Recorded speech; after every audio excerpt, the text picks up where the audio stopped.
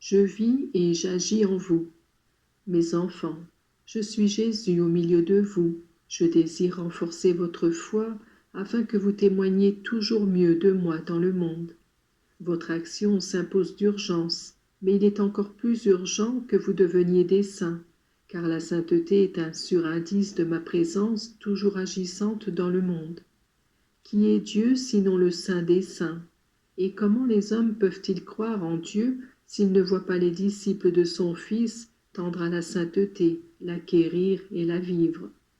Depuis que le monde existe, il y eut des hommes qui, appelés par Dieu à des missions particulières, furent enrichis de grâce et y correspondirent par la pratique d'une vie de perfection. Il y eut des prophètes et des saints qui, même s'ils tombèrent en des péchés graves, les pleurèrent ensuite amèrement et se repentirent, prouvant ainsi qu'ils croyaient en Dieu. Dans la plénitude des temps, je vins au monde. Je me donnai moi-même comme mode de vie à ceux qui me suivaient. Les apôtres et les disciples m'imitèrent, et après eux, au cours des siècles, nombreux sont ceux qui témoignèrent de moi par la sainteté de leur vie faite d'héroïsme et par une sainte morte. Tous mes enfants sont appelés à continuer et à prouver ma présence dans le monde par la pratique des commandements et l'acceptation des vérités de la foi, prêts au sacrifice de leur vie dans l'espérance de la vie future, vraie vie qui durera éternellement.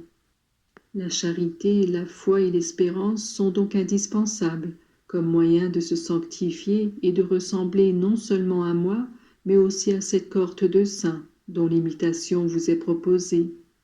Quand donc vous êtes pris par le désir de faire quelque chose qui plaise à Dieu et que vous vous demandez avec une certaine anxiété « Que peut vouloir de moi Jésus ?» Voici la réponse que je vous donne. Prouvez par votre sainteté que moi je vis et agis dans le monde et en vous. Si ensuite vous voulez le vérifier, voyez à quel point vous en êtes dans la pratique des vertus théologales, sur lesquelles aussi, de manière héroïque, vous devez fonder votre vie. Une foi héroïque vous fera croire même lorsque tout semble tomber autour de vous, lorsque santé, bien-être et intérêt disparaissent. Vous saurez dire « Je crois à la bonté de Dieu et en sa providence », quand bien même viendrait à vous manquer non seulement le superflu, mais encore le nécessaire. Je crois en la miséricorde de Dieu, même lorsque la faiblesse de votre chair ou les dangers qui vous entourent vous feraient tomber. Je crois tout ce que Jésus enseigne par l'intermédiaire de l'Église, même si de la part de ceux qui devraient enseigner le bien venaient de mauvais exemples. Je crois que Dieu ne veut pas le mal, et que ce sont les hommes qui, usant de leur liberté, le commettent. Donc je ne peux pas et je ne veux pas attribuer à Dieu ce qui est seulement le fruit de la méchanceté humaine et diabolique. Voici que de ces actes de foi, qui peuvent devenir héroïques, découlent les résolutions, qui sont la réalisation de la charité. Alors vous deviendrez capable de dire « Seigneur, je t'aime même si tout va de travers pour moi. Je t'aime même si les personnes me persécutent, même si les malheurs les plus disparates tombent sur ma maison, même si je suis entouré de gens qui te lancent des imprécations et te blasphèment. Je t'aime et je veux observer ta loi du premier au dernier commandement. Je veux t'adorer comme l'unique et vrai Dieu. Je veux ne jamais prononcer en vain ton nom et combattre le blasphème. Je veux observer le précepte dominical et reconnaître le droit que tu as d'avoir un jour qui te soit réservé. Je veux consacrer toutes mes sollicitudes et mon amour à mon premier prochain. Père et mère, enfants, parents, je ne veux ôter à personne ce qui lui appartient, mais être juste avec tout le monde. Et je ne veux même pas en aucune façon priver l'âme de la grâce par le péché de scandale et par les moyens qui se révèlent souvent des instruments diaboliques. À chacun son bien, c'est-à-dire respecter en tous les choses qu'ils possèdent, les liens qu'ils ont contractés et la grâce qui est en eux.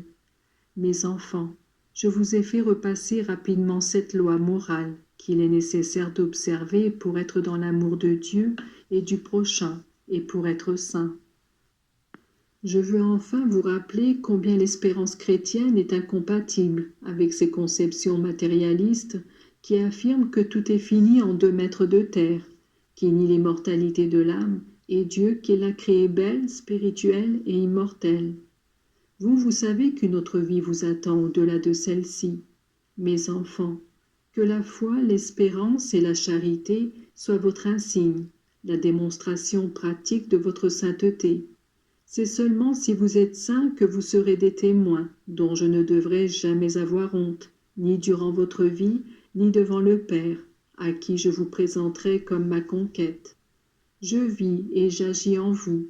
À ceux qui partent pour quelques jours de prière et de recueillement, ma bénédiction particulière.